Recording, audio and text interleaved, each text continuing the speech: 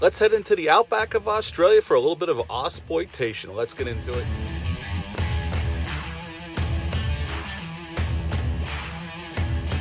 Hey, welcome back to my channel. Hope everyone is doing well out there. And today we're going to take a trip down under for a little Ausploitation. That's right, with a little film called Razorback. This film came out November 16th of 1984.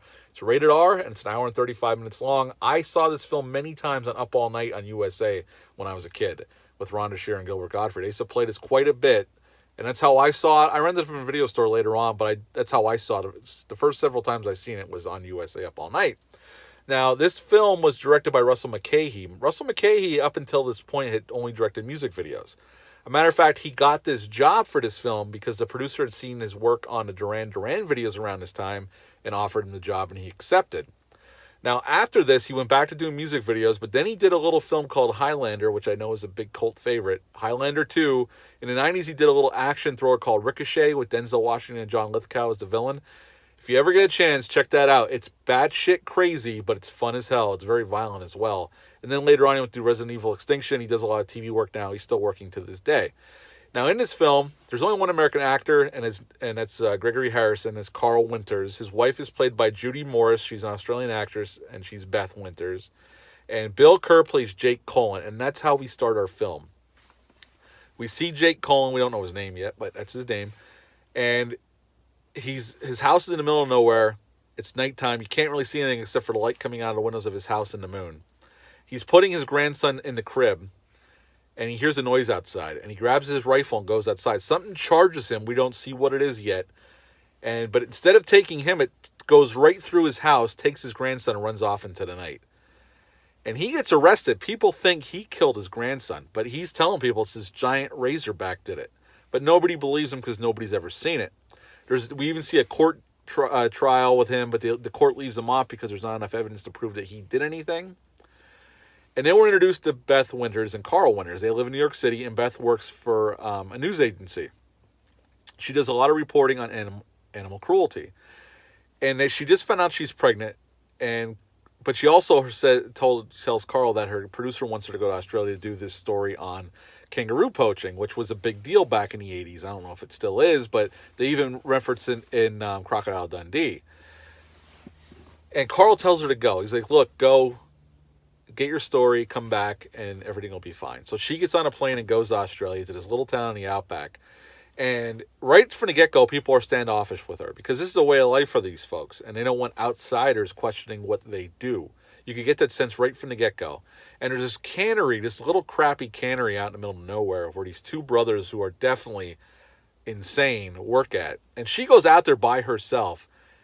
And she has a little run-in with them, and she takes off to go back to the hotel. And by this time, it's dark. It's nighttime. It's completely dark.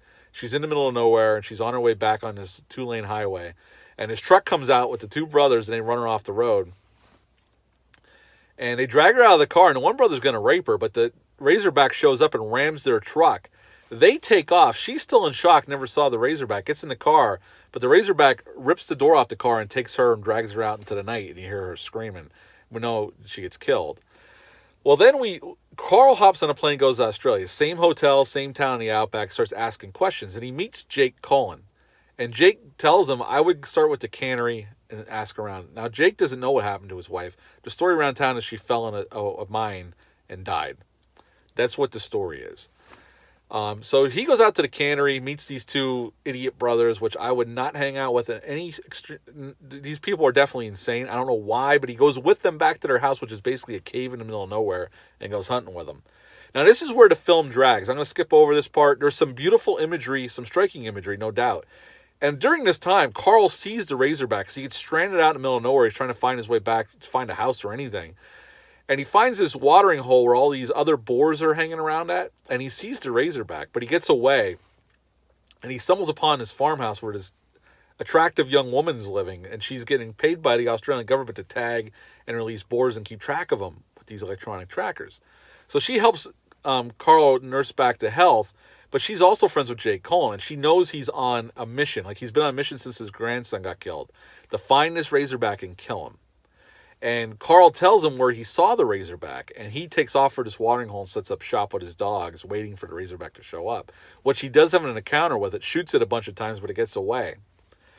Now, this is part of my problem with this film. He gets killed unceremoniously. Well, it helps these two brothers show up. They think he knows that they were the ones that messed with Carl's wife. So they basically kneecap him with a sledgehammer, and he's defenseless out here, and the Razorback shows up and kills him. Now, my main problem with this is I thought they were going to set up like for an Ahab moment with this gentleman and the Razorback, which would have been epic if they would have did that, but they kill him off before we get to our finale. Well, Carl finds out realizes that these two brothers were with his wife the night she was killed. So he goes to the canning plant, and this is where we have our final confrontation with the Razorback. Carl had already got rid of the one brother, dumped him down a mine, but the other brothers by this point, Carl just wants to kill this son of a bitch for what they did. And he goes to the cannery, but the Razorback shows up, kills that brother. Now Carl has to face off with this Razorback all alone, although this young woman who helped him shows up, and they both have to face off with this Razorback. And finally, Carl kills the Razorback, and that's the end of the film. Now, the Razorback, there was 6 Razorbacks made in total. One full-size Razorback they created for $250,000. The special effects man was Bob McCarran. He designed six Razorbacks total. One was designed just to ram vehicles, which does quite a bit throughout the film. The Razorback looks great, and they do cut around its limitations. Obviously, this is 1984, so there's limitations to what you could do, and they do a nice job cutting around it. Sometimes I think a little too quick, but when you do get to see it, and it's never in broad daylight, so you don't get a good look at it, but when you do get to see it, it looks pretty convincing. And there is some blood and gore throughout the film. It's not overly gory, but there's blood throughout the film. And the film is beautifully shot, don't get me wrong. My main problem is I was disappointed. Now, I've seen this film in the past, but just watching it again last night for the first time in probably 20 years, 25 years probably since I saw it last. My problem is Jake Cullen should have been in the finale. There should have been that Ahab moment. Carl and Jake could have teamed up. They kill Jake off kind of... he does get killed by the Razorback, so he does face down the beast in his death. But it should have been a more heroic moment, considering what he's been through, where this thing killed his grandson. The town thinks he's crazy and possibly killed his grandson, even though he got off in court. And he's been waiting for this moment since then, and they kill him before the finale happens. I don't like that decision. Now, they made a decision and stuck to it. Plus, I think the middle part where Carl goes hunting with those two idiots, they drag it out too long. Before Carl stumbles upon that farm, it's drug out too long. For a movie that's only an hour and 35 minutes, they could have cut easily 5 to 8 minutes off this film and tightened it up a little bit. I think it just drags too much.